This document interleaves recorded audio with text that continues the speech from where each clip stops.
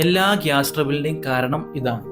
എന്താണെന്നല്ലേ, നമ്മളെ ഇൻഡസ്റ്റൈനിൽ, അതായത് നമ്മുടെ കുടലിൽ നല്ല ബാക്ടീരിയയും ചീത്ത ബാക്ടീരിയ എന്നുള്ള രണ്ട് ടൈപ്പ് ബാക്ടീരിയ ഉണ്ട്. ഗുഡ് ബാക്ടീരിയ, ബാഡ് ബാക്ടീരിയ, അല്ലെങ്കിൽ പോസിറ്റീവ് ബാക്ടീരിയ, നെഗറ്റീവ് ബാക്ടീരിയ എന്ന പല പേരുകളുണ്ട്.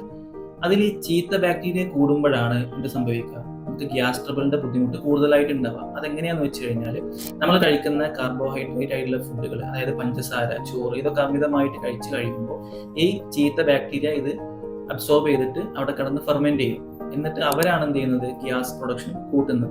അങ്ങനെയാണ് നമുക്ക് എന്ത് ചെയ്യാം, ഭക്ഷണം കഴിക്കുമ്പോഴും ഭക്ഷണം കഴിച്ചു കഴിഞ്ഞാലും അല്ലെങ്കിൽ വയറ് ബ്ലോട്ടഡ് ആയിട്ടുള്ള അവസ്ഥ, വയറ് കമ്പനം കാര്യങ്ങളൊക്കെ ഉണ്ടാകുന്നതിന്റെ റീസൺ, അടിസ്ഥാനപരമായ റീസൺ ഇതാണ്.